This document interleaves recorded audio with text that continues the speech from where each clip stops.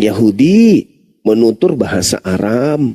Tapi kitab yang diklaim sebagai kitabnya Yesus atau kitab yang menceritakan tentang Yesus justru bahasa Yunani. Ini yang mengherankan, saudara. Nabi Musa menerima Torah bahasa Ibrani. Nabi Muhammad menerima Al-Quran bahasa Arab. Yesus menerima firman juga. Tentu Yesus menerima firman sesuai dengan bahasa kaumnya, yaitu bahasa Aram atau bahasa Ibrani.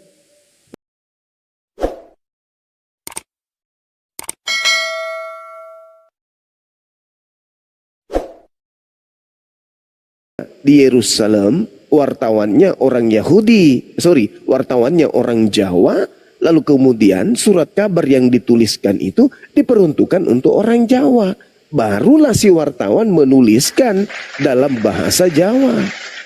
Artinya tak ada hubungannya kemudian antara wartawan dengan keadaan yang ada. Cuman wartawan ini menuliskan kejadian-kejadian itu untuk diperuntukkan oleh orang-orang yang penutur bahasa Jawa.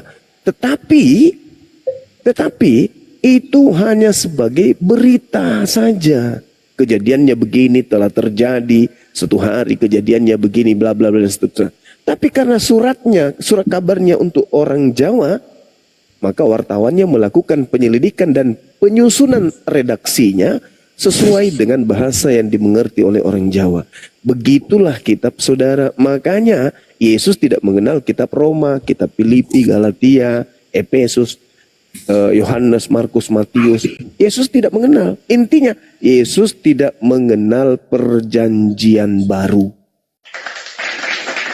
Kenapa enggak mengenal perjanjian baru?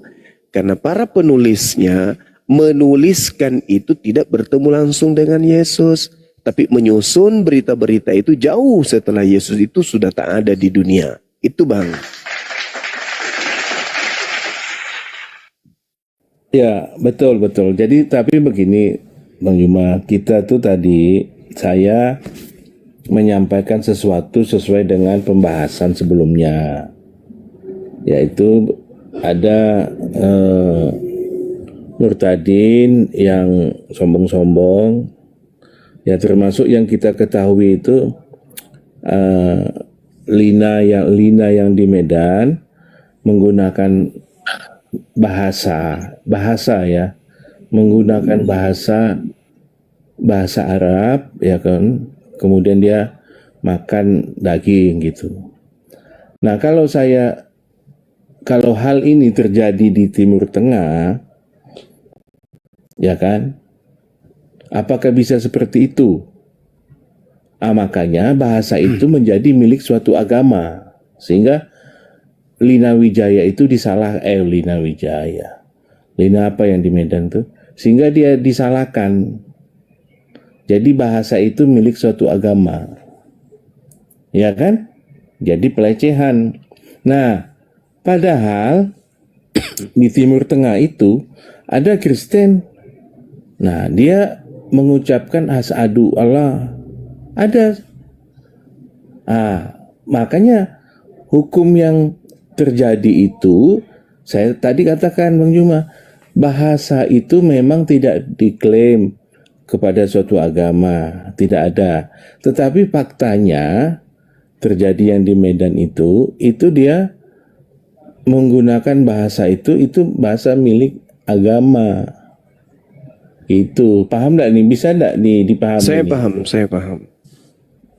Nah, jadi makanya ya, kalau itu terjadi di Timur Tengah, ada seorang Kristen makan, lalu dia mengucapkan dengan bahasa Arab, nah kan tentu beda. Paham ya? Nah, begitu. Emang kuhapnya sama? Nah, itu dia, bukan soal kuhap, bahasa nih. Ya, jadi gini, Bang. Di Indonesia bahasa Arab itu milik suatu agama, walaupun tidak diklaim. Jadi gini, saudara. Penduduk Indonesia itu adalah mayoritas Islam dan kitab sucinya itu terjaga keasliannya masih menggunakan bahasa Ibrani. Itu yang pertama, bahasa Arab. Yang kedua, karena ketidakseimbangan antara bahasa yang dibutuhkan oleh manusia dengan kosakata bahasa Indonesia, sehingga bahasa Indonesia mengambil dan menyadur bahasa Arab untuk dijadikan sebagai bahasa resmi di Nusantara ini. Nah, itu yang kedua. Yang ketiga, kalau orang Kristen menggunakan bahasa Arab di Arab, itu wajar, manusiawi. Tapi aneh, kalau orang Kristen menggunakan bahasa Arab di Indonesia, yang mana kemudian yang pertama kitabnya sendiri bahasa Yunani, terjemahannya bahasa Indonesia. Al-Quran mayoritas kemudian pengguna bahasa Arab dalam kitab sucinya, Al-Quranul Karim. Sehingga tidak ada hal yang bisa membenarkan itu. Orang Kristen menggunakan bahasa Arab di Indonesia itu apa yang bisa membenarkan? Dia ingin bercakap-cakap, atau dia ingin menghujat, atau ingin menyamanyamakan, atau ingin pamer, atau apa? Tidak ada sisi positif yang dihadirkan kemudian. Kalau dikatakan dia ahli bahasa, dia bisa bahasa Arab dan seterusnya, lalu buat apa? Kenapa nggak mendalami bahasa kitabnya sendiri? Oke lah kalau dia di Arab, ya sah-sah saja, namanya orang Arab, adalah seorang Kristen gila kalau dia di Arab, tetapi dia membaca kitab sucinya dengan bahasa Indonesia. Kebalik-balik otaknya berarti. Kalau di Arab menggunakan bahasa Arab, ya memang itu bahasa sehari-hari. Tapi di Indonesia, coy, bahasa Indonesia, di mana kitabnya sendiri bahasa Indonesia, dan original teksnya juga bahasa Yunani, nggak nyambung-nyambung ke bahasa Arab. Jadi hanya ada satu alasan. Apa alasannya? Pertama, 1 Filipi 1 nomor 18. Tetapi tidak mengapa. Sebab bagaimanapun juga, Kristus diberitakan baik dengan maksud mengelabui, menipu, palsu, atau jujur, tetap hal itu aku bersuka cita. Dan aku tetap bersuka cita. Orang tersebut sedang ingin meneladani Paulus, rasulnya. 1 Korintus 9 nomor 20 nomor 21. Demikianlah bagi orang Yahudi, aku menjadi seperti orang Yahudi, supaya aku memenangkan orang-orang Yahudi. Bagi orang-orang yang hidup di bawah hukum Taurat, aku menjadi seperti orang yang hidup di bawah hukum Taurat, sekalipun aku sendiri tidak hidup di bawah hukum Taurat, supaya aku dapat memenangkan mereka yang hidup di bawah hukum Taurat. Bagi orang-orang yang tidak hidup di bawah hukum Taurat, aku menjadi seperti orang yang tidak hidup di bawah hukum Taurat, sekalipun tidak hidup aku ini di luar hukum Taurat, karena aku hidup di bawah hukum Kristus, supaya aku dapat memenangkan mereka yang tidak hidup di bawah hukum Taurat. Ini yang sedang dipraktekkan, ini yang sedang dicontoh, sedang meneladani rasulnya. Walaupun aku tidak menyembah Allah, walaupun aku tidak mengkitabkan Al-Quran, tapi untuk supaya memenangkan banyak orang Islam, saya juga berpura-pura menggunakan bahasa Arab. Itu satu-satunya itu. Yang lain gak ada. Apa tujuannya menggunakan bahasa Arab? Tidak ada tujuan selain mengikuti teladan Paulus untuk memenangkan jiwa-jiwa agar banyak yang menyembah kepada Tuhannya Kristen. Itu aja, Bung. Pembenaran apapun secara akademik tidak ada yang bisa kemudian membenarkan, oh dia karena bahasa itu bukan milik sebuah agama. Yes, pahamnya kita. Paham, tapi apa tujuannya Anda menggunakan bahasa Arab kalau bukan untuk meneladani Paulus? Kepada orang Islam ngaku Islam, pada orang Yahudi ngaku Yahudi, pada orang Yunani ngaku Yunani. Apa tujuannya itu? Supaya memenangkan. Karena memang ada perintah, jadikanlah seluruh bangsa menjadi muridku. Itu ada perintah, beritakanlah Injil kepada seluruh makhluk. Memang ada perintah, dimaklumi itu. Tapi jangan mencari alasan yang akal-akalan. Jujur aja. Oh, saya begini karena supaya orang Islam jatuh cinta. Bahwa Kristen juga bisa bahasa Arab loh. Ya memang bisa kok. Orang Kristen di Arab ya pastilah nggak mungkin pakai bahasa Makassar. Begitu saudara. Jadi kebenaran itu mutlak absolut kebenaran. Begitu juga kesalahan itu disembunyikan seperti apapun tetaplah salah bagi orang yang berakal. Silakan. Begini, jadi ini dimisalkan, Bang Jumal, dimisalkan Kristen Arab datang ke Indonesia, ya kan? Lalu dia melakukan seperti yang di Lina Wijaya Lina yang di Medan itu dihukum nggak tuh? Loh, nggak ada orang Kristen dihukum karena menggunakan bahasa Arab, cuman ditertawakan aja. Karena terlalu pamer kalau agama mereka itu memang diajarkan menyamar seperti domba. Padahal mereka serigala, justru ditertawakan. Ada orang Kristen pakai bahasa Arab, kami cengengesan lihatnya. Kami akan mengatakan apa? Tengoklah, lihatlah. Pengikut Paulus ini, lihatlah. Tapi kalau orang Arab datang ke Indonesia, Kristen dia menggunakan bahasa Arab, mukanya aja sudah Arab kok. Apalagi kemudian bahasanya. Lalu apa kemudian hak kami untuk menegur itu? La ikraha fiddin. Tidak ada paksaan dalam beragama. Cuman masalahnya, kalau orang Indonesia, muka kotak, hidung pesek, mata bola, rambut keriting, rambut kulitnya hitam, lubang hidung penuh bulu, tapi menggunakan bahasa Arab, hari Minggu ke gereja, ya tuh nggak nyambung, Cak Ayu. Kan gitu poinnya. Gini Gerunda, poinnya yang dibawakan oleh si David gini. Kalau bawa Lina Mukerje kenapa ditangkap polisi? Dia makan babi, mengucapkan Bismillahirrahmanirrahim, itu bukan bahasa Arab tapi bahasa Quran. Itu Gerunda.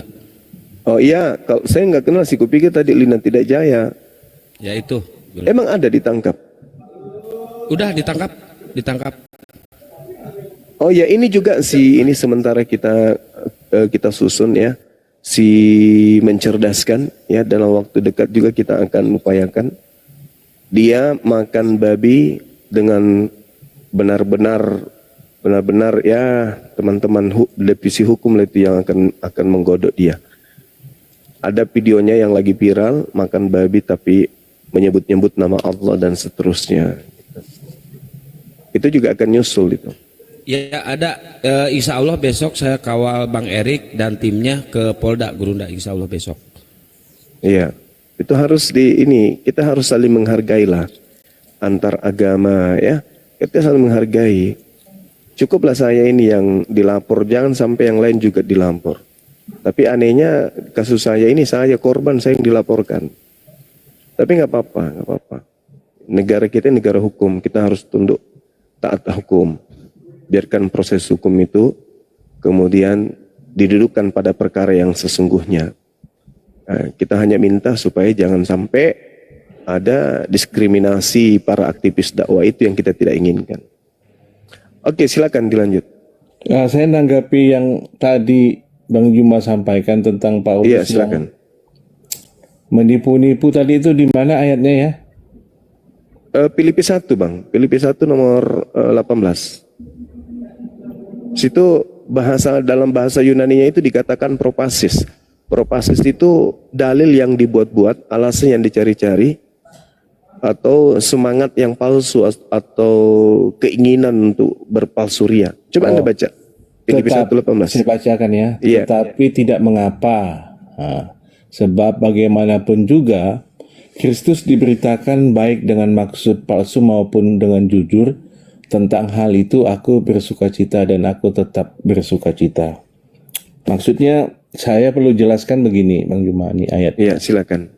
Jadi tadi disampaikan juga bagaimana Injil itu dihiperbolakan sampai diberitakan kepada segala makhluk. Karena saking pentingnya Injil itu untuk keselamatan. Nah, jadi di ayat Filipi 1:18 itu, sekalipun saya nih menyampaikan Injil tetapi dengan motivasi uang, tetapi kalau Injil itu saya sampaikan betul, itu tidak masalah. Tetapi jangan sebaliknya, niatnya baik-baik untuk memberitakan Injil, tapi Injilnya salah. Nah, itu celaka. Paham dah ya? Jadi saya ulangi, kalau saya sebagai penginjil, saya memang penginjil.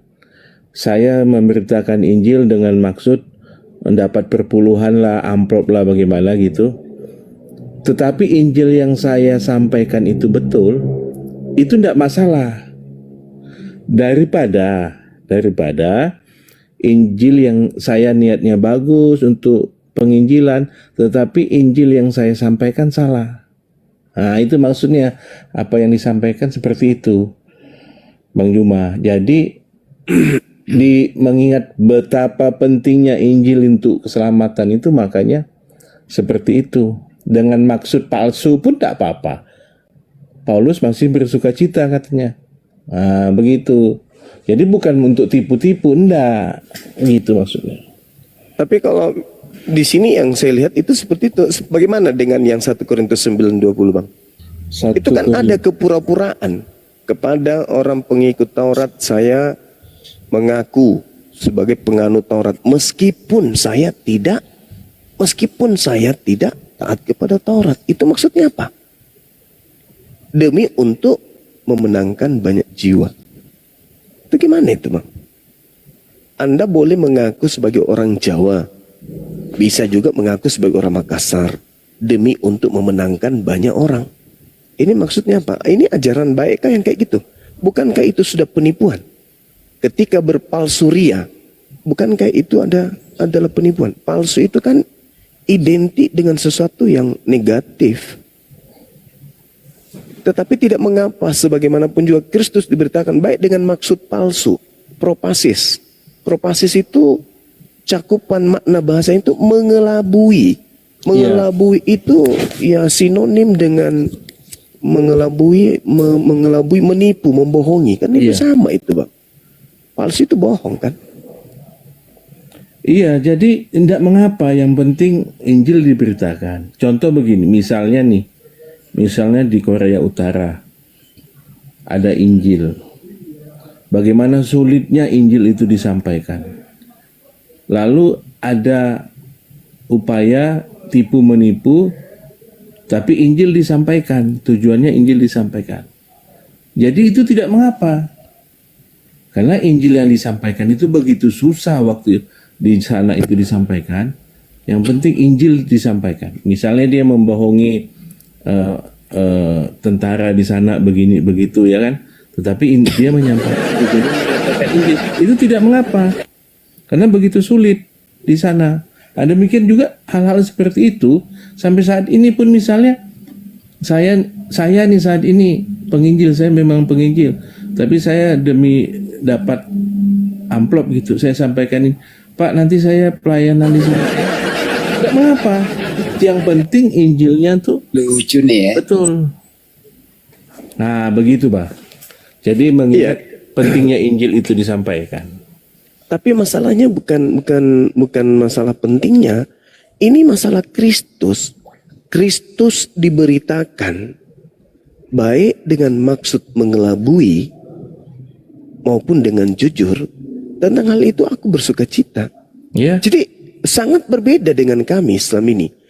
Islam memberitakan tentang Allah, tidak boleh pakai tipu-tipu, tidak boleh mengelabui.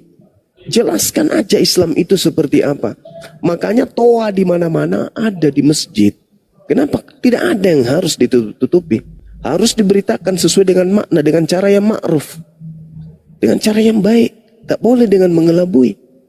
Artinya apalah artinya orang itu masuk Kristen kalau itu hasil tipuan? Begitu dia masuk ternyata dia ditipu. Nah, kalau di Islam nggak boleh. Apakah Anda sanggup melaksanakan sholat 5 kali sehari? Apakah Anda sanggup puasa selama sebulan penuh? Apakah Anda sanggup untuk berinfak, beramal soleh dan harus dengan jujur, nggak boleh kemudian ada maksud-maksud propasis, mengelabui, menipu dengan maksud palsu, kepura-puraan. Itu nggak ada di Islam. Itu sangat bertentangan sekali dengan ajaran kami Islam. Mohon maaf ini, karena di situ langsung ada perintah. Kristus diberitakan baik dengan maksud mengelabui atau palsu maupun dengan maksud jujur. Tentang itu aku tetap bersuka cita. Ini teladan yang menurut kami Islam itu nggak boleh diikuti yang kayak gini. Beritakan aja yang jujur. Allah ditanya, apakah Allah itu makhluk? Bukan makhluk. Allah itu seperti apa? Laisa kamitslihi syai'. Apa gelar Allah Subhanahu wa ta'ala? Maha suci lagi maha tinggi. Sampaikan dengan jujur. Jangan mengelabui. Jangan mengatakan sesuatu yang tidak benar. Harus sesuai. Meskipun pahit, katakan. Katakan meskipun pahit. Nah, kalau di agama saudara ternyata boleh. Ya, Padahal boleh. Kalau tujuan yang penting Injilnya betul. ya, bagaimana Alkitab ceritanya, saudara? Bagaimana ceritanya kita ingin memberikan sesuatu yang baik, tetapi dengan cara Niat. tidak baik. Bukan niatnya, memang caranya. Cara pemberitaannya itu sudah bohong, sudah palsu. Nah itu Ayatnya di mana itu Bang Juma? Injil ya. Ayatnya di mana tadi Bang Juma? Filipi 1:18 dan memang faktanya begitu kan Bang? Kan faktanya Kalau begitu. Injilnya itu tadi gimana, saya gimana? bilang, itu diumpamakan analogi yang saya bisa sampaikan. Kalau niatnya tidak baik, tetapi Injilnya benar, itu lebih baik ketimbang Injilnya palsu. Niatnya bagus, niatnya Bang bagus. David, yang bersuka gitu lah. cita, yang bersuka cita itu Paulus. Apakah Iya. Tuhan bersuka cita? Belum tentu. Ini berarti Tuhannya Juma itu Paulus. Oh bukan Itu gitu aja. saudara, bukan. Ya bukan kau begitu. percaya sama Paulus Juma, bukan sama Yesus. Wajar aja dong. Lah, itu Banyak rasulmu. ayatnya Paulus kau pakai. Itu Nggak ada rasulnya urusan saudara kan? itu. Rasul saudara kan itu. Enggak rasulku itu. Loh, gimana ini teman-teman? Loh, Kristen tidak mengakui Paulus. Bagaimana Ya nggak ceritanya? masalah sama aku karena keselamatan itu bukan karena Paulus, keselamatan itu karena Jadi Anda kasih tidak karunia beriman Yesus. kepada Paulus. Ngapain aku beriman sama Paulus? Ya enggak lah. Kepada Paulus Pak. Tulisannya Paulus tebal banget begitu loh, gimana itu? Jadi yang ngajarin kemudian Anda menuhankan Kristus itu siapa? Saya nggak menuhankan Kristus. Lalu Tuhan Anda siapa? Saya nggak menuhankan dia. Saya menjadikan Yesus itu raja, bukan Tuhan.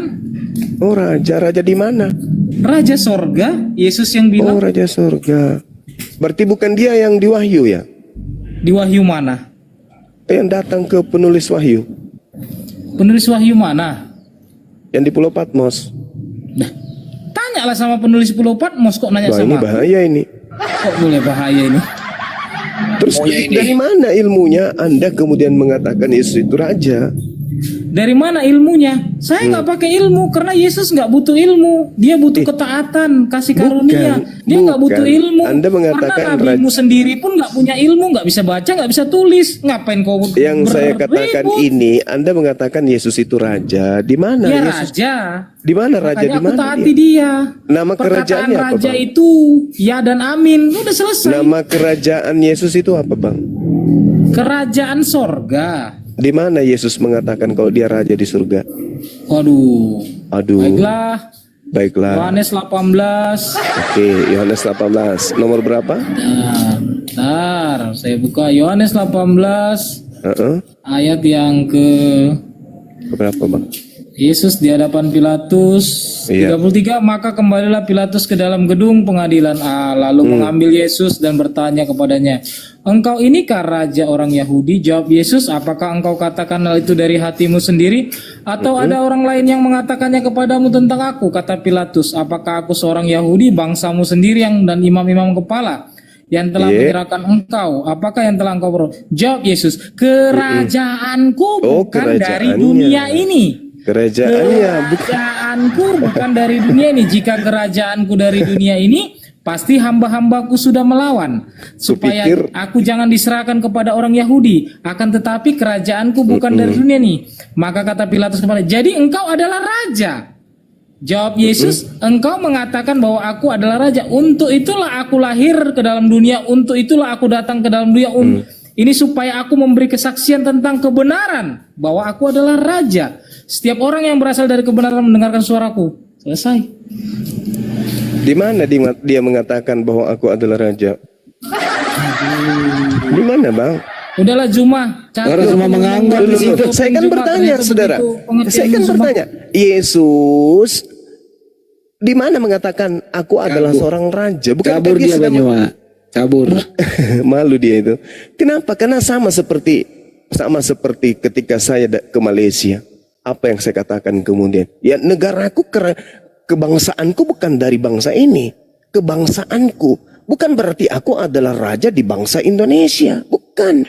Kerajaanku. Seorang prajurit datang kemudian ke kerajaan lain. Ketika ditangkap, prajurit ini berkata, kerajaanku bukan di sini, kerajaanku ada di Singasari sana. Bukan berarti dia seorang raja di situ. Sederhana kok. Lalu kemudian ya ketika mengatakan aku adalah raja, itu dia sedang bertanya, engkau mengatakan bahwa aku adalah raja. Bukan perkataan Yesus itu perkataan Pilatus ketika dia bertanya. Cobalah teman-teman pelajari Bible itu dengan seksama ya. Jangan hanya doktrin dan dogma. Karena kemana kau giring kami? Ke Yohanes, ke Matius, ke Markus, kami udah paham. Kami turun jadi apologet ini sekedar sebagai pembawa kabar peringatan saja. Sebagai pembawa peringatan saja. Ya. Karena kami melihat bahwa Bible kok tidak sesuai dengan apa yang dipercaya oleh saudara Kristen. Contoh misalnya, saudara kita tadi, saya tidak percaya kepada Paulus, saya percaya kepada Yesus. Faktanya kenapa jadi Kristen kalau percaya kepada Yesus? Yesus seorang Yahudi, dia praktisi Taurat. Kenapa Anda jadi Kristen? Apakah Yesus itu Kristen? Kan bukan. Yohanes 10 nomor 27. Aku mengenal pengikutku, pengikutku mengenal aku, mereka mendengarkan suaraku dan mengikuti aku. Jadi kalau percaya kepada Yesus, Anda Yudaism, bukan Kristen. Itu loh, kan lucu. Saya adalah pengikut Nabi Muhammad, saya percaya kepada Nabi Muhammad. Agamamu apa bang? Hindu. Kan lucu. Saya ini pengikut Nabi Muhammad. Saya pecinta Nabi Muhammad. Saya pengikutnya. Terus agamamu apa? Kristen. Kan aneh. Saya percaya Yesus. Saya pengikutnya. Yesus adalah rajaku. Agamamu apa sampean? Kristen. Elah.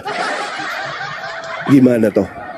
Yesus Yudaism, dia praktisi Torah. Kok jadi Kristen ente? Nah inilah saudara-saudara, mari kita belajar sama-sama mendalami Bible itu. Ada seorang sahabat saya tadi sore, sudah malam.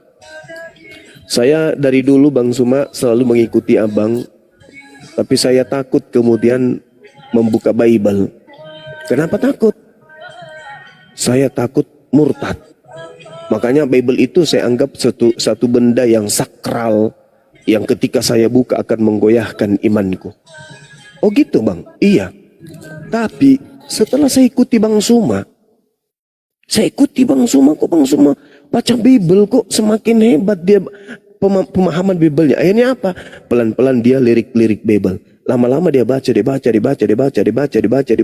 Akhirnya dia sudah bisa berbicara tentang data Bible kepada saya secara japri.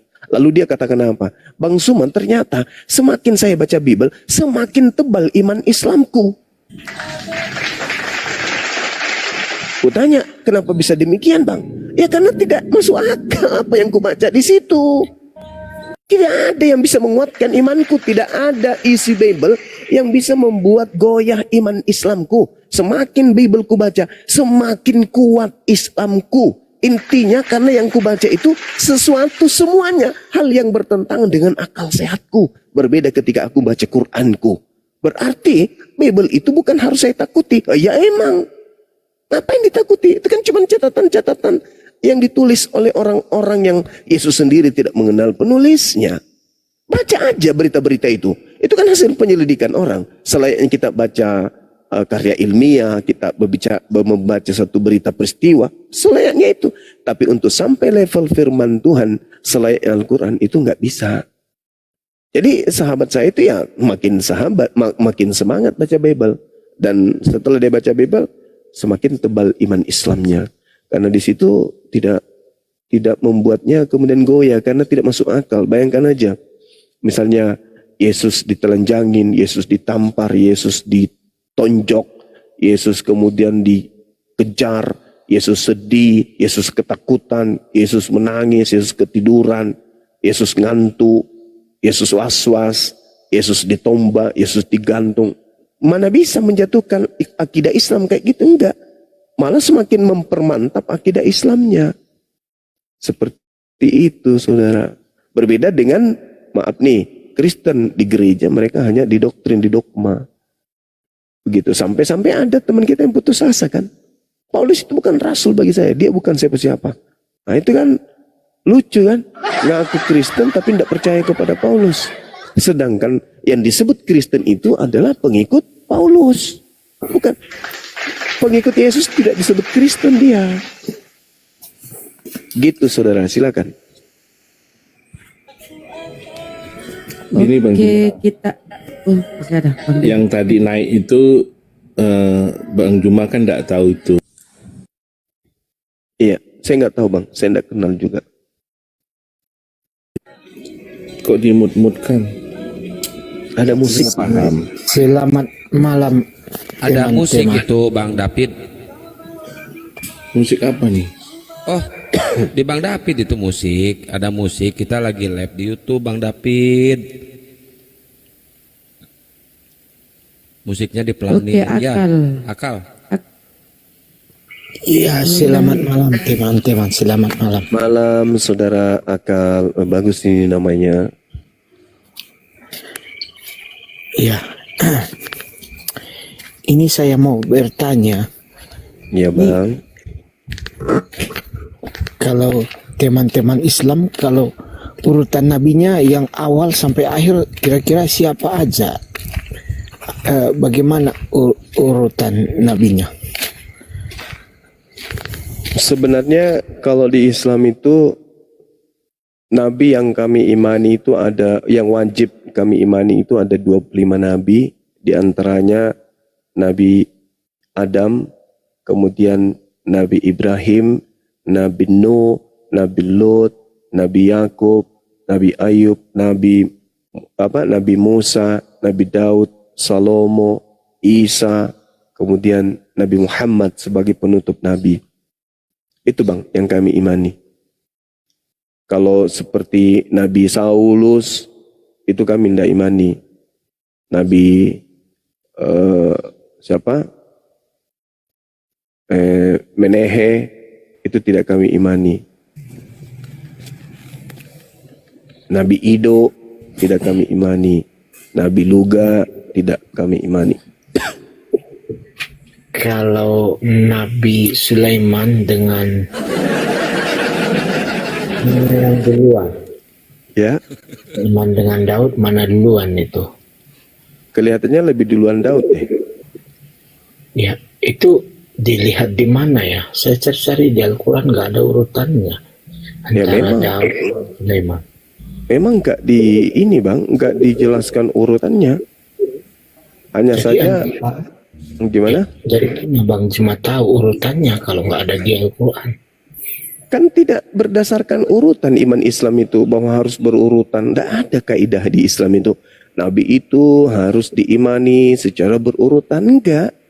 Kami hanya beriman bahwa nabi-nabi itu pernah diutus oleh Allah kepada kaumnya masing-masing.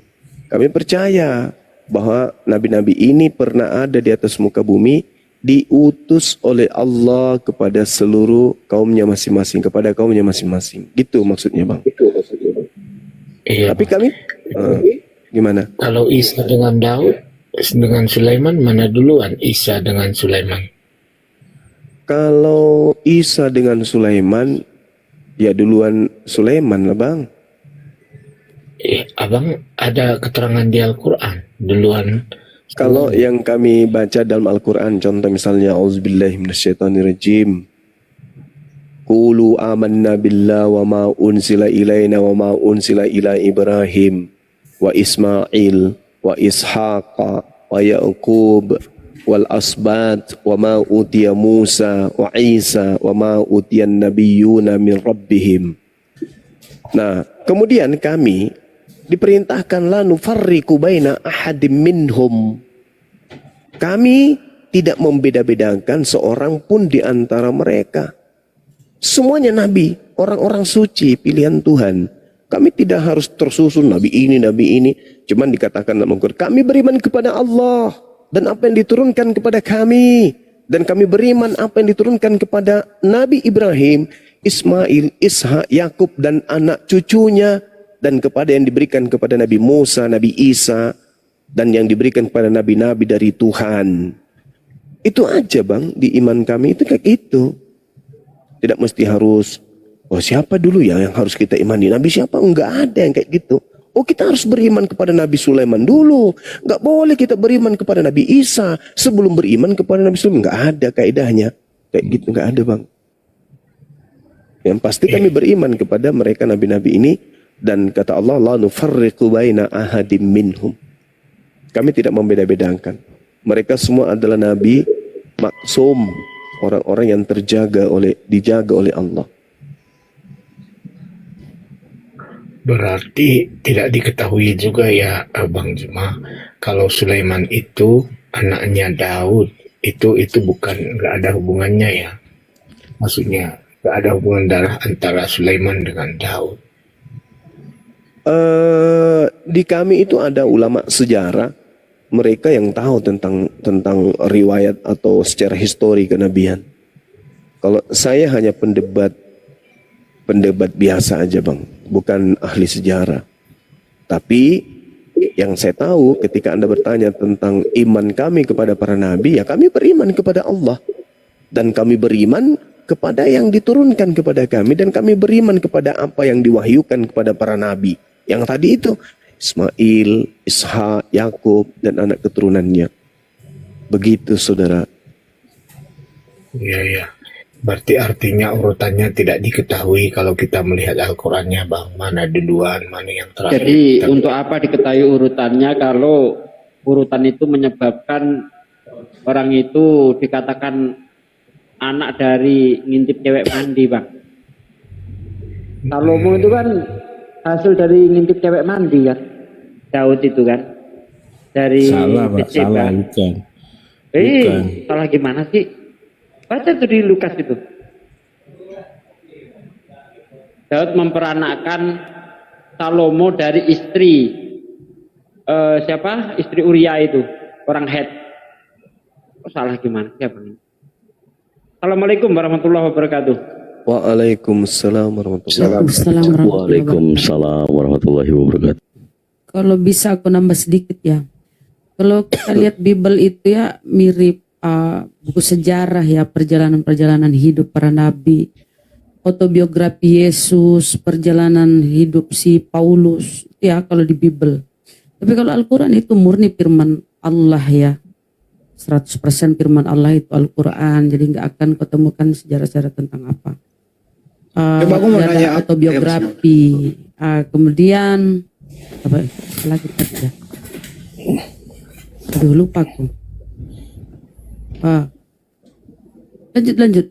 Ya, coba gue mau nanya si Akal dulu, Kal. Yesus itu di Bible nabi atau Tuhan? Itu doang sih, baru ke Banjuma. Kal, Yesus itu di Bible nabi atau Tuhan? Diam dulu kau, Pit. Kau ini kalau setiap kau ngomong kok kenapa kau setiap kau ngomong kau gemeter? Kal, Yesus itu di Bible nabi atau ya Tuhan? Tuhan. Kalau di Bukan Bible, nabi. Bukan. Yakin? Silakan Banjuma. Bukan nabi katanya. Silakan. Ya kalau dia bukan nabi, faktanya dia menerima firman bang. Yohanes 17:8. Lagi pula Yesus sendiri menyebut dirinya sebagai seorang nabi.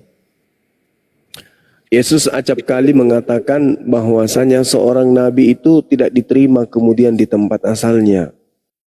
Itu Yesus sampaikan di Bible Anda sendiri.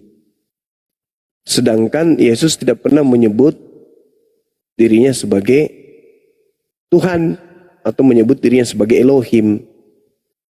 Nah, ini bahayanya. Bahkan Yesus juga menyebut dirinya itu sebagai seorang rasul.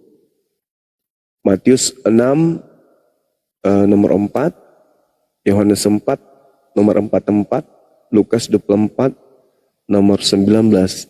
Di situ Yesus menyebut dirinya sebagai seorang nabi. Itu dalil bang di kitab Anda. Jadi kalau Anda mengatakan Yesus itu bukan nabi, maka akan semakin nampak kalau saudara Kristen ini memang bukan pengikut Yesus. Tapi Kristen ini adalah pengikut Kristus. Kristen bukan pengikut Yesus, tapi Kristen pengikut Kristus. Nah, itu yang betul itu. Siapakah Kristen ini? Ya pengikut Kristus. Kristus yang mana yang diikuti oleh Kristen? Kristus yang bukan nabi. Nah, lucu kan? Benang merahnya itu akan sampai ke sana. Bahwasanya setelah Yesus terangkat ke langit, Yesus menubuatkan akan datangnya penyesat yang bergelar Kristus. Itu bang, berat itu. Materi itu berat. Materi yang sangat berat untuk orang Kristen. Iya, tapi begini ya bang, sepengetahuan saya memang sebutan Yesus itu banyak. Ada juga yang mengatakan dia nabi begitu. Tetapi siapa sebenarnya Yesus adalah Tuhan. Jadi Tuhan ini bukan sebutan untuk menegaskan keilahian Yesus. Jadi itu. dalam Kena perjanjian dia di sini. Kena di Yesus situ. sering Kena. disebut sebagai Tuhan oleh para pengikutnya. Nah, itu. Tuh. Ada dua kemudian. Menurut pengetahuan saudara, apakah iblis itu ingin dituhankan? Itu ingin saya tahu secara jujur berdasarkan Bible. Iya, kalau berdasarkan Bible, iblis itu ingin disembah, bang. Ya, Iblis betul. selalu menyatakan ingin disembah, begitu. Makanya Yesus tidak pernah saya temukan, sembahlah saya, katanya tidak pernah. Karena itu adalah kata-kata iblis di dalam Bible kami. Oke. Begitu. Nah, bagus. Saya menghargai itu. Ketika kemudian di dalam Matius 4, cerita-cerita yang dituliskan kemudian oleh penulis Matius, kemudian Yohanes 8, pengakuan Yesus di mana iblis juga mau disembah dan seterusnya. Artinya kita sepakat bahwa iblis ini memang ingin dituhankan. Iblis ini memang ingin disembah. Pertanyaan saya, apakah Yesus mau dituhankan, mau disembah? Itu dulu. Apakah selama 33 tahun Yesus mengajar Injil di tengah-tengah Bani Israel, ada dia menginginkan dirinya diibadahi, ada menginginkan dirinya untuk disembah, dituhankan? Adakah? Selama saya belajar Bible, saya tidak pernah menemukan Yesus itu pernah kemudian menginginkan dirinya disembah. Tetapi iblislah yang ingin disembah. Pertanyaannya kemudian, kalau Yesus tidak pernah minta disembah, Yesus tidak pernah mau diibadahi, lalu siapa yang disembah oleh Kristen ini? Siapa yang telah memperdaya saudara Kristen saya menyembah kepada Kristus ini? Bukankah kemudian Tuhan datang memperkenalkan dirinya kepada Nabi Musa, mengajarkan dirinya bukan manusia dan bukan anak manusia, mengajarkan dirinya dia tidak pernah membentuk dirinya sebagai manusia, dan mengajarkan dirinya dia tidak serupa dengan makhluk. Lalu kenapa muncul kelompok Kristen menyembah kemudian sosok makhluk yang bernama Kristus ini? Siapa sebenarnya Kristus yang disembah oleh Kristen ini?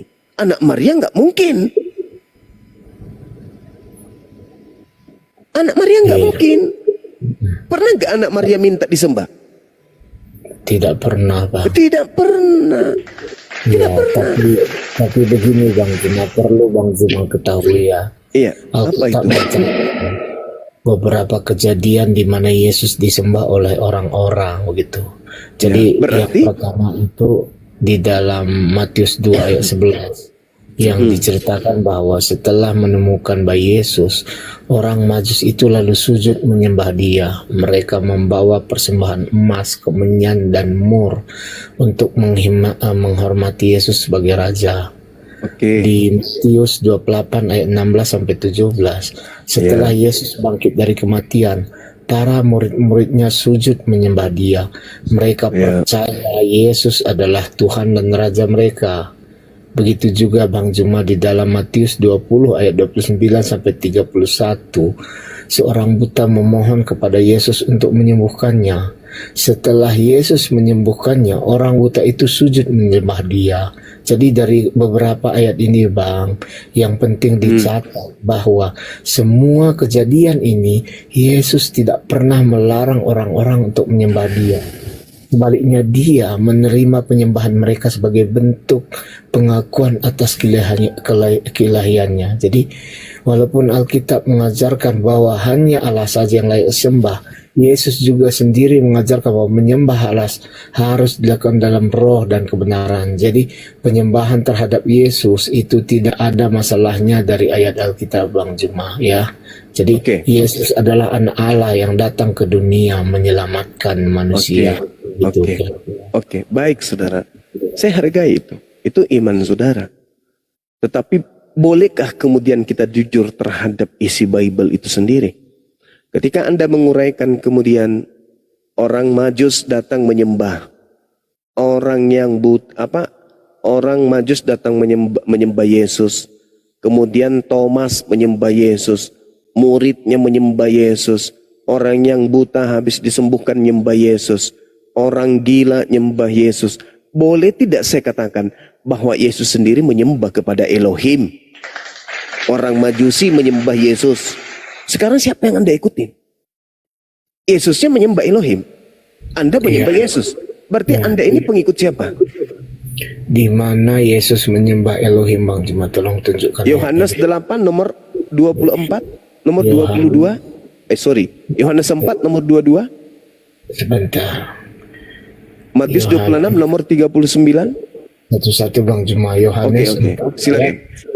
Ya, Yohanes 4 tadi. Yohanes 4 nomor 22. Coba Anda baca. Oke.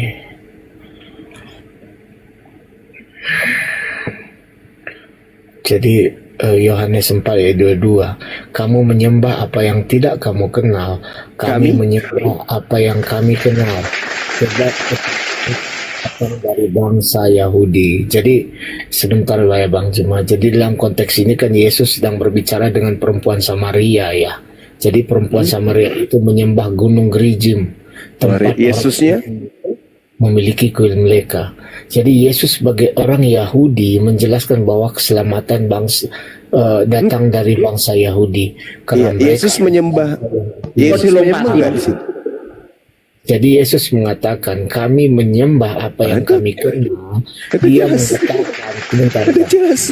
mengatakan bahwa orang-orang Yahudi menyembah apa yang mereka termasuk kenal. Dirinya kan? Karena bukan termasuk Bang Juma. Karena Yesus di sini ini kerja iblis ini. Ini ke iblis ini yang sedang berkarya ini. Yesusnya menyembah, Bung. Yesusnya menyembah.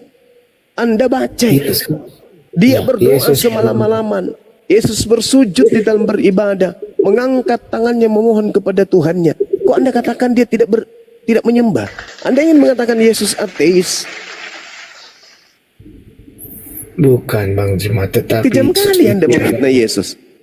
Yesus itu kan anak Allah, ya kan? Loh, jadi Anda ngerti nggak anak Allah itu? Anak Allah itu artinya hamba Allah. Wah, ini Bang Juma ini salah. Kalau hamba, Anda baca Kisah Para Rasul 4 nomor 30, Yesus disebut sebagai hamba yang suci. Gimana ini saudara? Sebagai hamba. Karena Sekali Yesus lagi, melakukan kehendak Bapa. Ya itu berarti dia menghambakan diri. Yang namanya hamba itu Bang, menghambakan diri. Artinya menundukkan diri, tunduk kepada perintah majikan. Yesus tunduk gak kepada perintah majikannya? Tunduk, berarti dia hamba. Ya, bukan majikannya Bang Juma, tetapi bapaknya. Bang Juma ini salah. Ya, oke, maaf kalau gitu. Nah sekarang begini, Anda mengatakan Anda menjadi pengikut Yesus karena menyembah Yesus tidak pernah marah. Disembah tidak pernah marah. Nah, Anda kemudian mengikuti siapa? Mengikuti orang Majus. Kenapa tidak mengikuti Yesus? Sedangkan di dalam pola Matius ini, polanya, di situ diceritakan dengan sangat jelas bahwa iblis mengatakan apa? Ketika iblis membawa Yesus ke atas gunung, yang sangat tinggi. Lalu iblisnya memperlihatkan kemudian kerajaan dunia, memperlihatkan kemegahan dunia. Lalu iblis berkata, wahai Yesus, semua itu akan kuberikan kepadamu jika engkau sujud menyembah aku. Berarti iblis ini mau disembah kan? Sedangkan Yesusnya sendiri mengatakan waspadalah kepada penyesat yang datang kepadamu mengaku Kristus. Kristen pengikut Kristus. Kristen menyembah Kristus. Siapa yang mau disembah selain daripada Tuhan? Iblis kan? Bukankah Tuhan itu yang di langit, yang di surga? Dan Tuhan tidak pernah bergelar Kristus. Tetapi kalian menyembah Kristus. Sedangkan Yesus mengatakan waspadalah kepada penyesat yang mengaku Kristus. Allahu Akbar, Masya Allah. Saya bukannya ingin menyudutkan, enggak. Saya hanya ingin menggelitik. Sangat disayangkan kalau hidup di zaman sekarang yang begitu modern, kita bisa mengakses semua informasi dengan mudah. Sudah begitu bertemu dengan teman-teman Islam kita nih, yang ikhlas belajar Bible, memahami Bible, lalu mengajarkan kepada kita Bible. Kita mau sesat itu susah ketika kita menggunakan akal. Kenapa? Informasi datang dari mana-mana. Iblis minta disembah.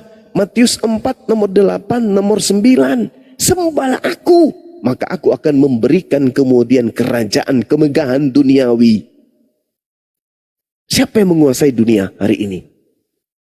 Orang yang beragama apa dan apa yang dia sembah? Penyembah Kristus kan? Mereka mendapatkan dunia enggak? Kemegahan dunia enggak? Mendapatkan kemegahan dunia. Syukran, Afida Medi. Itu jelas itu. Sehingga apa yang terjadi di dalam kehidupan kita sebagai manusia? Ada dua kemudian entitas yang minta untuk disembah. Yang satu Allah, yang dua iblis. Nabi Musa alaihissalam mengajarkan kemudian pengikutnya menyembah kepada Allah. Nabi Isa demikian juga adanya. Nabi Muhammad demikian juga adanya. Ada enggak orang yang bisa menunjukkan seperti apa wujudnya Tuhan yang disembah oleh Nabi Abraham? Tak ada yang bisa menunjukkan. Ada enggak yang bisa menunjukkan wujud sembahannya Nabi Musa? Tak ada. Ada enggak bisa menunjukkan Tuhan yang disembah oleh Yesus yang disebut Bapa di surga? Ada enggak? Enggak ada. Adakah yang bisa menunjukkan kemudian wujud daripada sembahan Nabi Muhammad yang disebut Maha Suci lagi Maha Tinggi itu? Tak ada. Tetapi ada nggak yang bisa menunjukkan wujud Tuhannya orang Kristen? Ada. Tuhannya orang Kristen bertanduk 7, bermata 7, berupa roh, berupa manusia, berupa burung merpati. Itu. Jadi memang beda gitu loh. Nah, iblis mengatakan semua kemegahan dunia yang telah kuperlihatkan kepadamu akan kuberikan kepadamu jika engkau sujud menyembah aku. Berarti iblis ini memang mau disembah. Pertanyaan saya sekarang, Kristen ini menyembah siapa sih yang Kristen sebut Kristus itu? Ini pertanyaan serius loh kawan-kawan. Kalau Al-Quran kami kan mengatakan Inni Abdullah Atani al-kitab wa ja'alani nabiyan. Nabi Isa alaihi salam datang mengajarkan dirinya menyembah kepada Allah. Aku ini adalah hamba Allah. Matius 26 nomor 39. Yesus kemudian sujud ibadah, berdoa, menyembah kepada Bapa yang ada di surga. Jelas itu. Tiba-tibanya Kristen muncul justru menyembah kepada Kristus. Siapa Kristus yang kalian sembah ini? Bukankah itu bukan Tuhannya Nabi Musa? Apakah Nabi Musa menyembah Kristus? Apakah Nabi Musa menyembah kemudian makhluk? Apakah Nabi Musa kemudian menyembah anak Maria? Tidak. Sekarang Kristen. Apakah Kristen menyembah makhluk? Menyembah. Apakah Kristen menyembah anak Maria? Menyembah. Apakah Kristen menyembah Kristus? Menyembah. Sama enggak sembahannya? Beda. Nah, ini saatnya kemudian saudara-saudara saya Kristen untuk menyadari itu. Bukan saya mau menghina, bukan mau menyudutkan, tidak. Tapi ego dalam beragama, tapi agama yang kita anut itu salah, itu akan membuat kita menyesal di surga, di kehidupan berikutnya nanti di neraka. Islam juga begitu, bukan cuma Kristen. Islam mengatakan imannya benar. Kristen juga mengatakan imannya benar. Tidak mungkin dua-duanya benar kan? Pasti satu yang benar, satu yang salah. Nah, apa tolak ukur sebuah kebenaran? Akal. Apapun itu.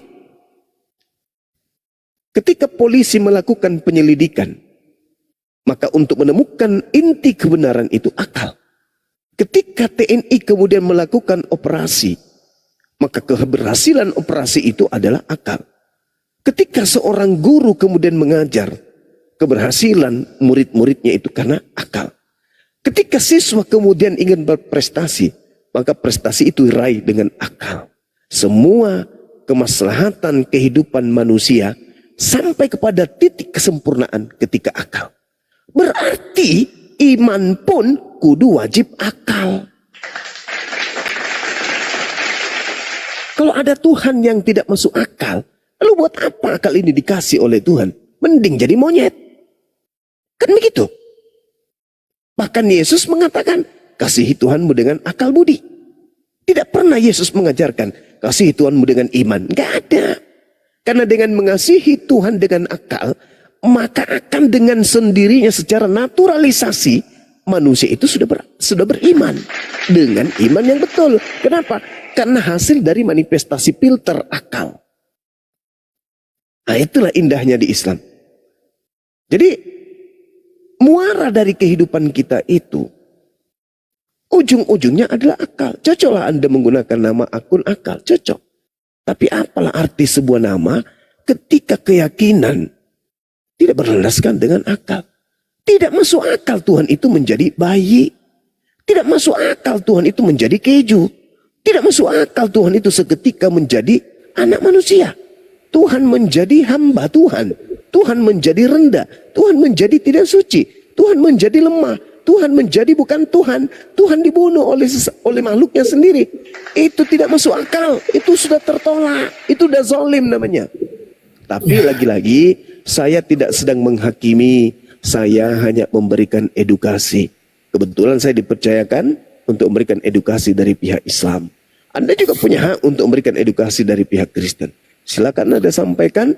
Kita kemudian saling menanggapi satu sama lain. Silakan. Boleh Anda gunakan waktu sepanjang-panjangnya. Silakan.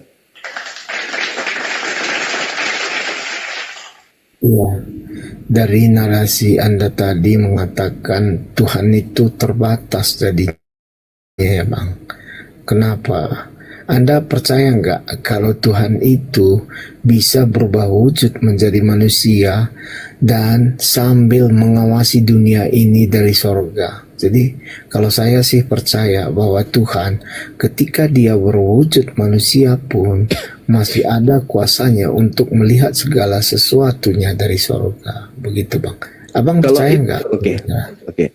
Kalau itu yang Anda jadikan sebagai acuan, anggaplah saya jadi seorang yang tidak menggunakan akal. Maka saya bisa mengatakan bahwa saya sedang berdiskusi dengan Tuhan yang sedang menjelma menjadi manusia yang bernama akal. Bisa. Kenapa tidak?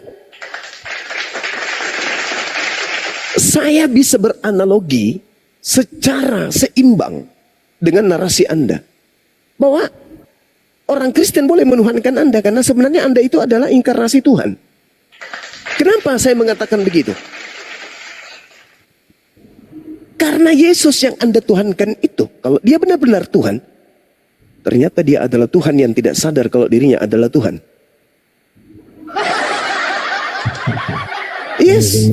Dalam Yohanes 13:13 dia mengatakan, katamu itu benar, aku adalah guru dan Tuhan. Hei, saudara, Anda juga bisa mengatakan itu. Apa yang berat untuk Anda katakan hal yang sama? Bisa kan? Kamu mengatakan aku guru dan Tuhan. Dan memang betul, aku ini adalah guru dan Tuhan.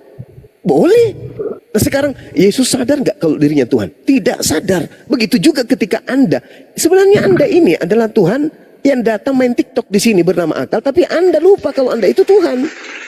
Nanti setelah Anda terangkat ke langit, baru muncul kemudian manusia-manusia yang melantik Anda menjadi Tuhan. Kenapa dia mati, si akal ini mati? Oh, itu sisi kemanusiaannya. Bisa kan? Kalau Tuhan boleh sadar, boleh menjadi bukan Tuhan, dan dia tidak sadar kalau dirinya Tuhan, maka inilah yang sedang terjadi hari ini. Saya sedang berdiskusi dengan Tuhan yang melupakan dirinya bahwa dirinya adalah Tuhan. Nanti penyembah-penyembahnya yang kemudian mengatakan dia itu Tuhan, cuman dia dalam rupa manusia. Kenapa dia mati? Oh, karena dia datang dalam rupa manusia. Kenapa dia ini? Oh, karena dia begitu dan bengono. Dia tidak mengatakan dirinya Tuhan. Karena kenapa? Kalau dia mengatakan dirinya Tuhan, maka dia habis dilempari oleh tentara Romawi dan juga orang Yahudi. Kan lucu, Cak Ayu. Kok ada Tuhan kemudian turun level? Gimana? Katanya Tuhan itu maha kuasa. Yang disebut maha itu kekal. Kemahakuasaannya kekal. Sedangkan yang disebut kekal itu tidak pernah berhenti meski sedetik. Artinya maha kuasanya yang kekal tidak pernah berkurang. Lah kalau dia jadi manusia gimana toh? Masih ada kuasanya di surga. Loh, berarti yang turun ke bumi ini bukan Tuhan. Karena Tuhan itu adalah entitas absolut yang tunggal. Jadi maksud Bang Juma, Tuhan bisa dikonsepkan secara real di dalam pikiran kita. Bukankah Anda bukan hanya sekedar pikiran, tapi Anda mengkonsepkan Tuhan menjadi bayi? Ya, Saudara, sadarkah itu? justru kekristenan mengatakan bahwa Tuhan itu tidak bisa dikonsepkan secara utuh. Jadi ada selalu bagian misteri dari Tuhan yang tidak bisa dipahami manusia. Itu makanya di kekristenan mengatakan iman yang Tritunggal. Kenapa? Di dalam itu ada 3 pribadi yang dapat dibedakan, tidak dapat dipisahkan. Artinya apa? Iman kekristenan itu mengatakan Tuhan itu maha kuasa ketika kami mengakui bahwa kami tidak dapat mengkonsepkan Tuhan itu secara utuh. Oke. Gitu. Kalau Anda kan mengatakan Tuhan itu satu, tidak bisa dibagi dan tidak serupa dengan apapun. Artinya Anda sudah mengkonsepkan Tuhan di situ. Begitu. Oke, saudara, baik. Sekarang begini, kalau Anda mengatakan Tuhan itu 3 pribadi, dari aspek mana Anda bisa mengatakan bahwa Tuhan tersebut 3 pribadi? Pribadinya 3. Dari konsep apanya? Fisik? Atau apa ini? Apanya? Apanya? Sebenarnya, Apa yang membuat Anda berpikir Tuhan itu memiliki 3 pribadi? Dari aspek apa? Sampai dipantau atau ditinjau atau diimani dia 3 pribadi? Dari aspek mana? Keberadaannya? Kehendaknya? Wujudnya? Atau apa? Yang membuat Anda menggiring opini bahwa Tuhan itu 3 pribadi? Dari aspek apa Anda menilai ini? Kenapa enggak 1000 pribadi? Atau 1 miliar pribadi? Nah, apakah kita butuh 1 miliar pribadi atau 2 pribadi atau 3 pribadi saja? Mari kita lihat. Anda melihat dari aspek mana sampai Anda mengatakan Tuhan itu 3 pribadi? iya. Iya, Ketika saya mengatakan Tuhan dalam 3 pribadi, artinya apa? Tuhan menunjukkan dirinya kepada manusia di dalam 3 cara. Yang pertama, 3 cara. Ya. Yang pertama disebut dengan Bapa, di mana dia dikatakan Bapa. berada di dalam surga. Oke, Dan di surga kedua, Bapa. Firman Allah yang menjadi daging, Oh, jadi yaitu daging. Yesus Kristus. Yesus. Dan setelah kepergian Yesus, Yesus juga mengatakan bahwa setelah kepergian dia, maka akan datang Roh Penolong. Roh Penolong. Oh itu. Oke, baik, baik. Nah sekarang ketika Tuhan ini disejajarkan menjadi 3, masing-masing pribadi berdiri kemudian pada pribadi masing-masing. Apakah mereka satu kehendak? Ya, mereka satu kehendak. Lah itu namanya satu pribadi, Cak Ayu. Bukan, Pak. Loh, bagaimana Anda mengatakan dia 3 pribadi satu kehendak? Yesus mengatakan apa ketika dia datang ke atas muka bumi? Ketika dia berdoa, aku datang bukan atas kehendakku. Ada berapa kehendak antara Yesus dengan Bapa? Ada berapa Di kehendak? situ Yesus menegaskan Ada berapa kehendak, Bang? kesaksian tentang Bapa tentang dia, Bang Juma. Itu yang Enggak. kurang Ini kan tadi berbicara mengenai pribadi, saudara. Anda Iya. mengatakan bahwa Tuhan Anda 3 pribadi. Saya akan buktikan bahwa 3 pribadi ini juga adalah 3 kehendak yang berbeda, bukan 1 kehendak yang berbeda. Saya ingin melihat secara akal bagaimana Anda menerawang iman Anda, apakah itu sampai kepada akal atau tidak. Ketika tangan Anda buntung, kena tebas, kemudian tangan Anda menjadi memiliki kehidupan sendiri, memiliki pribadi sendiri, memiliki tubuh sendiri, dan memiliki kemudian kehendak sendiri. Apakah Anda masih bisa dikatakan bahwa tangan itu adalah punya Anda, sementara dia sudah memiliki kehidupan sendiri? Dia punya pribadi sendiri. kita tidak bisa menganalogikan itu, Bang. Bagus sekali. Berarti analogi apa yang sedang Anda bangun? Tuhan satu tapi 3 pribadi. Ternyata dalam hal ini tangan yang tadinya 1 dipotong lalu memiliki pribadi baru, memiliki kehidupan sendiri, memiliki kehendak sendiri. Anda ampun, tidak bisa diserupakan dengan analogi tersebut. Lalu mana hebatnya tadi 3 pribadi itu mana? Kan jadinya mati akal kita jadinya. Ayo, bagaimana mungkin ada 3 pribadi, 1 hakikat? Ketika kemudian Yesus mau makan, Bapak yang di surga tidak mau makan. Yang satunya mau jalan-jalan. Yang satunya mau tidur. Yang satunya sedang bahagia, yang satunya lagi sedih. Kayak mana ceritanya itu dikatakan 1 hakikat? Itu bukan 1 hakikat, saudara. Tapi 3 entitas yang berbeda. Dengan konsep kepribadian yang berbeda dan kehendak yang berbeda. 1 adalah Tuhan, 2-nya adalah makhluk.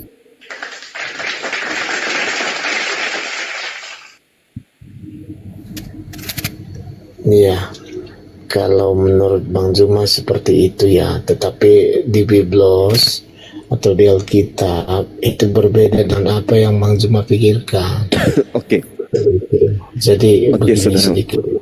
Ketika Yesus telah bangkit dan naik ke surga, dia menjanjikan Roh Kudus. Jadi Roh Kudus ini juga bagian dari diri Allah sendiri. Begitu. Jadi makanya Yesus pergi baru datang Roh Kudus. Di situ kita harus berpikir agak kritis. Kenapa sih mesti Yesus pergi dulu baru Roh Kudus itu datang? Kan seperti itu. Artinya perbedaan yang ada di dunia ini itu hanya ada 1 begitu. Jadi ketika Yesus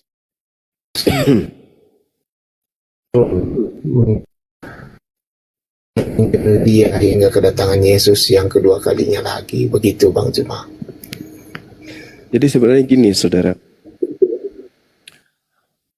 Yang Anda sebut Roh Kudus itu bukan Tuhan. Roh kebenaran yang datang setelah Yesus itu bukan Tuhan. Kenapa bukan Tuhan? Karena roh kebenaran atau roh penghibur yang datang atau Roh Kudus yang datang setelah Yesus itu tidak berkata-kata dari dirinya sendiri. Bagaimana mungkin ada Tuhan tidak berkata-kata dari dirinya sendiri? Bukankah Tuhan itu maha berkata? Penguasa itu seenak dia. Mazmur 33 nomor 9. Innama amruhu ita arada syai'an ayyakula lahu kun fayakun. Sedangkan yang datang di dalam Yohanes 16 nomor 13-14. Apabila Roh Kudus itu datang, dia tidak berkata-kata dari dirinya sendiri. Melainkan apa yang didengarkan itulah yang disampaikan. Berarti dia juga pesuruh. Dia juga hamba. Posisinya sama seperti Yesus berarti. Kenapa Anda tidak menggunakan dalil seperti agama politeisme atau animisme yang lain? Mereka sampai Tuhannya itu sampai ribuan. Kenapa tidak gunakan itu aja, Bang? Ada Tuhan yang menjaga sawah, padi, kebun duren. Ada Tuhan yang menjaga kemudian empang, tambak lele. Lain lagi yang menjaga tambak buaya.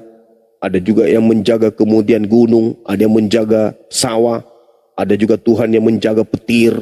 ada juga menjaga awan, ada yang mengatur ritme hujan, ada juga yang mengatur ombak, ada yang mengatur angin, ada yang mengatur kemudian jabatan, daratan. Kenapa Anda tidak seperti itu? Biar lengkap, saling melengkapi satu sama lain. Sayang kalau cuma 3. Sayang. Kenapa? Karena Yesus ketika dia datang, dia mengaku, Yohanes 5 nomor 30, aku tidak dapat berbuat apa-apa dari diriku sendiri. Nah ini Tuhan harus di backup lagi dengan Tuhan yang lain. Kenapa harus kurang, Bang? Coba, ketika Yesus mati, apa kata orang Kristen? Ya kami kan masih ada Bapa di surga. Nah, kalau di bumi Yesus mati, sampaikan aja, ada di planet Mars yang siaga 1, ada yang di Pluto sudah siap-siap meluncur kalau ada apa-apa dengan Tuhan yang ada di bumi ini. Bilang aja kayak gitu. Biar sempurna gitu loh. Pemahaman akal-akalan Anda dalam konsep bertuhan. Ketika Tuhan saya mati, masih ada 2 cadangan. Kapan ada yang terjadi huru hara besar, maka Tuhan yang senior akan turun. Kayak gitu. Tapi apakah seperti itu ajaran Yesus? Tidak, saudara. Tidak. Yesusnya dalam Yohanes 17 jelas mengatakan, hidup kekal itu adalah mereka mengenal Engkau satu-satunya Tuhan. Satu-satunya Tuhan. Dan pada saat Yesus mengatakan, Engkau satu-satunya Tuhan, pada saat itu aku adalah utusan. Jangan diganggu gugat satu-satunya Tuhan itu dengan mencampur adukan. Masuk Yesus juga di situ sebagai Tuhan, sebagai pribadi yang satu hakikat dengan yang satu-satunya. Tidak. Siapa yang ngajarin itu? Cuman sekarang ini adalah yang perlu dipahami. Ada satu kekuatan di atas muka bumi ini yang ingin dituhankan, yaitu iblis. Matius 4, nomor 8, nomor 9. Itu yang saya uraikan tadi. Lukas 4, nomor 6. Bagaimana iblis kemudian mengatakan, aku memiliki kuasa di dunia ini dan aku berkuasa memberikan kepada siapapun yang aku kehendaki. Matius 4, nomor 8, nomor 9. Siapa yang menyembahku, maka aku akan memberikan apapun yang mereka butuhkan. Kemegahan dunia ini akan kuberikan kepadanya. Kan ada yang sanggup memberikan kemegahan dunia ini, yaitu iblis. Nah, bisa enggak iblis itu mengaku Kristus? Itu pertanyaan saya.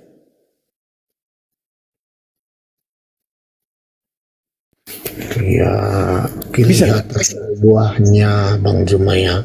Ketika seorang yang mengaku, Anda pun bisa mengaku Anda adalah Kristus, tapi kita kan lihat buahnya. Pertanyaan saya, saudara, bisa nggak iblis mengaku Kristus? Belum pernah terjadi Bang Juma iblis mengaku Kristus. Matius 24 nomor 4 nomor 5. Iblis bisa mengaku Kristus. Waspadalah, akan datang banyak penyesat dengan memakai namaku dengan berkata, akulah Kristus. Itu kata Yesus tuh. Berarti iblis penyesat bisa mengaku Kristus. Kristen pengikut Kristus. Sedangkan Kristus bisa terindikasi juga iblis. Yesus mengatakan waspadalah kepada Kristus. Matius 24 nomor 4 nomor 5. Waspadalah kepada Kristus. Kristen pengikut Kristus. Coba ditelaah dulu itu ucapan Yesus itu. Al-Quran mengatakan wa iyad'una illa syaitanan marida. Yang mereka sembah adalah iblis yang durhaka. Yesus mengatakan waspadalah kepada Kristus palsu yang datang mengaku Kristus. Paulus mengaku, aku menerima Injil bukan dari Yesus, bukan dari manusia, tetapi dari Kristus Yesus. Yesus tidak pernah bertemu dengan Paulus. Paulus mengaku di dalam Galatia 5. Aku kemudian, Galatia 1, dia mengaku, aku dipilih dari sejak dalam rahim ibuku. Dipilih sebagai apa? Sebagai rasul. Oh ya? Kalau dia dipilih sebagai rasul dari sejak dalam rahim ibunya, kenapa dia tidak pernah bertemu Yesus?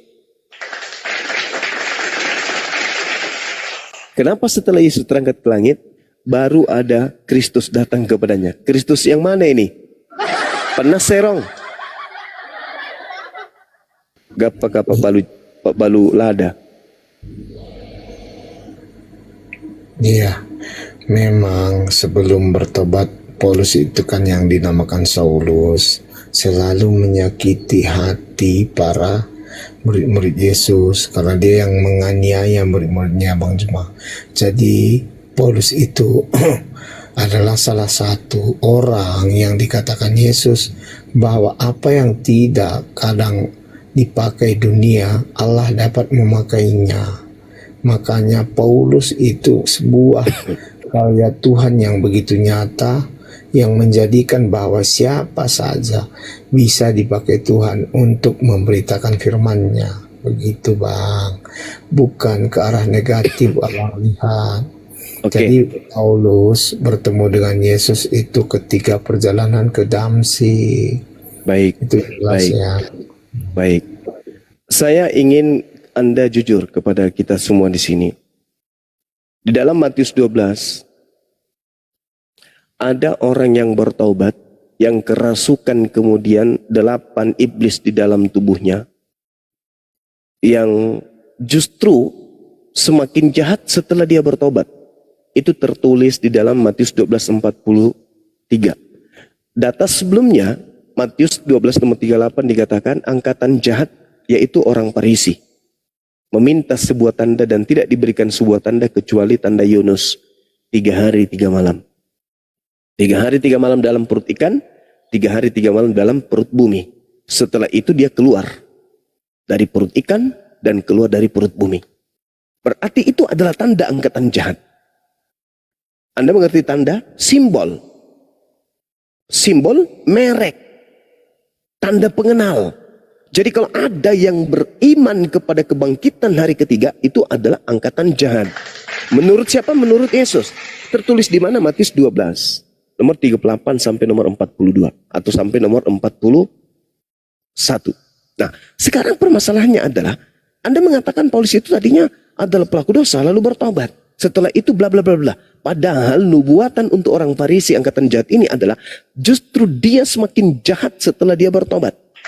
Apabila roh iblis keluar dari manusia yang sudah bertobat itu, lalu kemudian ia mengembara ke tempat-tempat tandus mencari pemberhentian, tetapi ia tidak mendapatkannya, lalu ia berkata, aku akan kembali ke rumah yang kutinggalkan itu, ke orang yang bertaubat itu.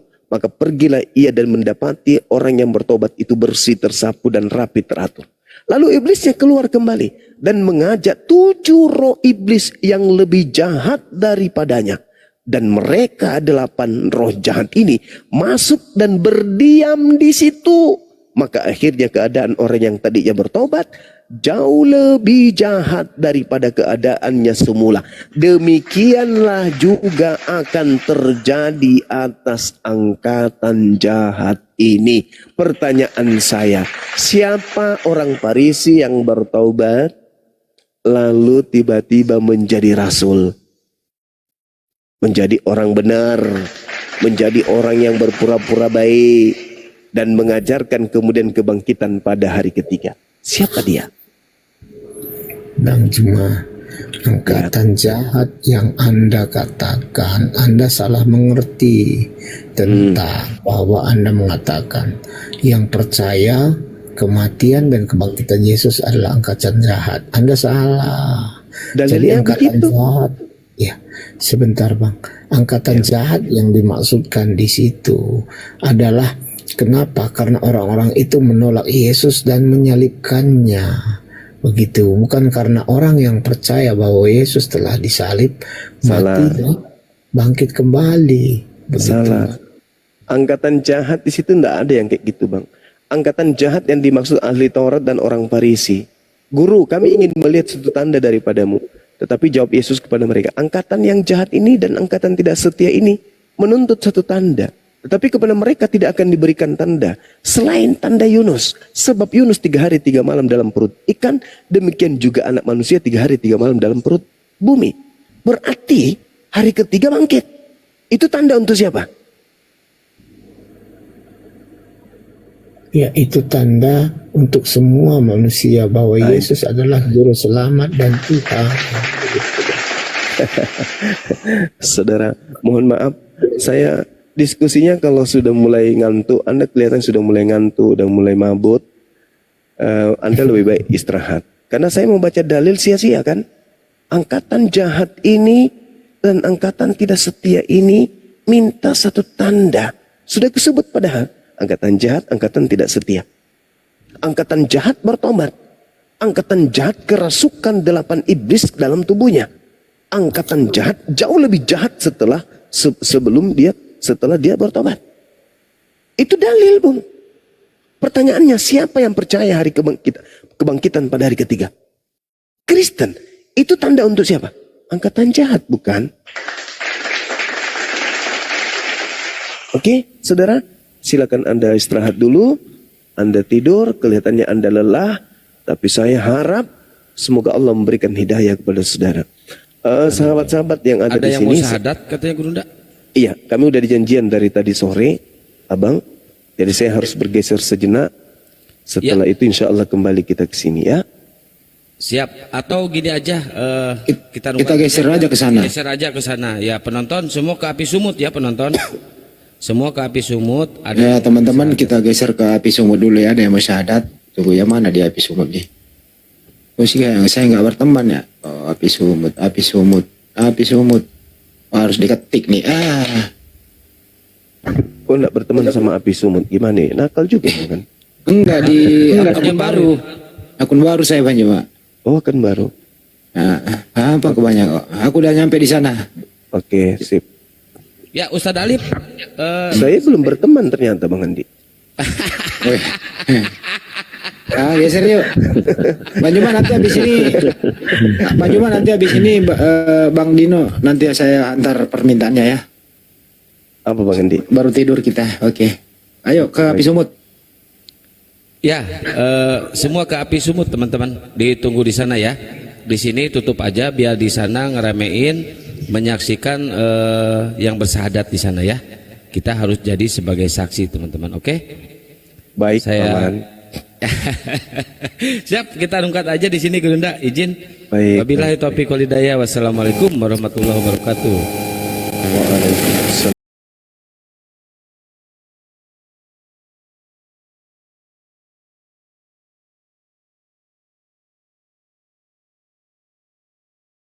Enggak atau berbeda? Oke, pertanyaan yang bagus. Kalau menurut pemahaman kami di dalam Islam, Kak Nila, Allah itu tidak memiliki roh. Kenapa? Karena sejatinya roh itu adalah ciptaan, bukan Tuhan.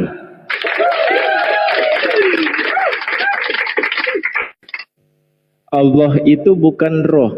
Allah itu bukan ciptaan. Sedangkan di sisi lain roh itu adalah makhluk. Ya kan? Sama seperti apa yang dijelaskan di dalam dalilnya Kak Nila di Zakaria 12 nomor 1 bahwa roh di situ adalah ciptaan yang diberikan oleh manusia. Jadi konsep kami di dalam Muslim itu sama seperti konsep yang ada di Zakaria 12 nomor 1. Bahwasanya roh itu adalah ciptaan, bukan Tuhan atau Allah itu sendiri. Kenapa? Izin boleh masuk dikit nanti, Dek. Nah, masuk aja sekarang lah. Ya, gini, benar semua apa yang dikatakan host. Jadi gini loh, Dek Mila, kami orang Islam itu ya memahami Allah itu sangat simpel. Kenapa Buddha bilang sangat simpel? Karena apa ya? Mungkin mindset kita memang udah berubah ya. Maksudnya udah berbeda, bukan berubah. Jadi kalau mindsetnya Kak ada yang bilang itulah. Kalau mindset kita itu Tuhan itu berwujud atau berbentuk seperti apa itu memang nggak bisa sama dengan kita orang Islam. Itu simpel begini maksud Bunda. Kayak Bunda ya, kita itu paham Allah itu adalah Maha Pencipta. Dari mana kita memahami? Dari ciptaannya siapa? Kita sendiri. Kita melihat diri kita sendiri. Oh hari ini Bunda masih bisa bernafas, masih bisa diberi kesehatan, masih bisa di sini ngobrol dengan Mila. Karena apa? Karena ada yang maha kuasa, ada yang maha mengatur, ada yang maha memberi. Memberi apa itu? Memberi nafas, kehidupan buat Bunda sampai hari ini. Masih dialah Allah yang memberi kesehatan buat Bunda hari ini. Gitu. Jadi cukup simpel kalau kita memahami bahwa Allah itu betul kata host ya, ada wujudnya, tapi dalam kedekatannya kepada penciptaannya gitu. Kita yang mempercayai Allah itu maha segala-galanya, maha kuasa, maha pencipta. Jadi kalaupun dalam Islam itu Allah cukup dengan berfirman itu ya, artinya dengan dia menginginkan kalimatullah dengan kun fayakun, jadi maka jadilah. Ya, kalau kami begitu memahaminya, Mila. Lanjut, host. Jadi di Allahnya Kak Vera sama Bang Indra itu tidak ada roh, yang saya tangkap ya. Allahnya itu zat itu tidak ada roh, tapi ada punya firman, karena bisa berfirman. Berarti kalau di Tuhannya, Allahnya umat Kristen, Allah yang disembah umat Kristen kan memiliki firman dan memiliki roh. Perbedaannya cuma di rohnya ya, firmannya sama ya. Allahnya di Kak Vera ada firmannya juga ya. Iya, betul. Lanjut, host. Iya. Jadi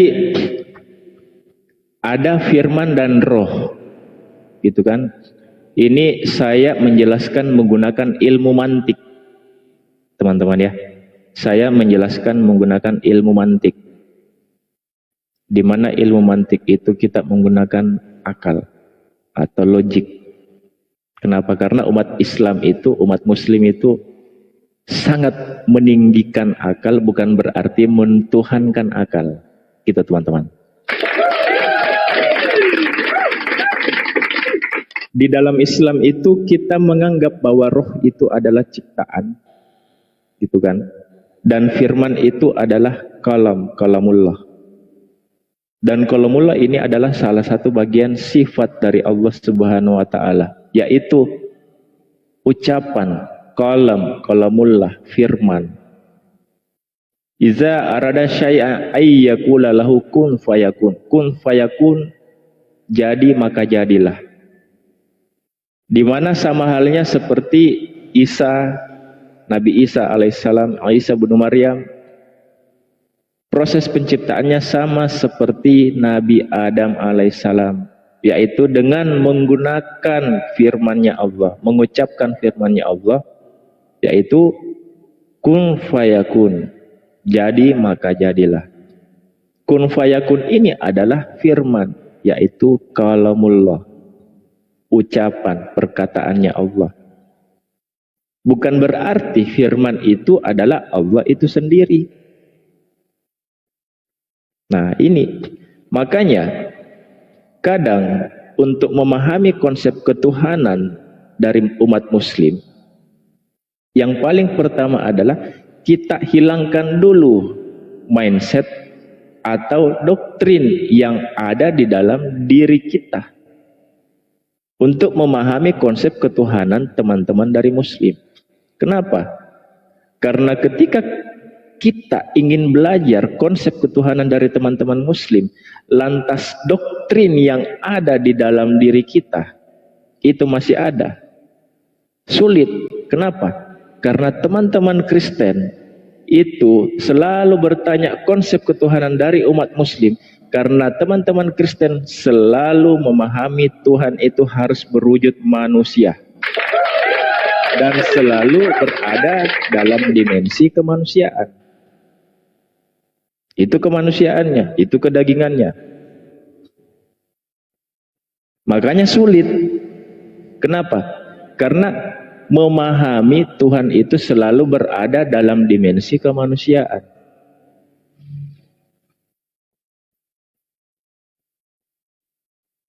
Paham sampai di sini? Iya, jadi bisa dipahami perbedaannya bahwasanya kalau di Kristen itu Itu masih koma, Kak Nila. Itu masih koma. Gitu kan? Itu masih koma. Bang inspirasi semua pindah ke api semut. Ada yang mau mu'alaf, makanya room debat lintas agama di off. Apa hubungannya dengan saya? Yang mau mu'alaf dengan saya? Apa hubungannya dengan saya?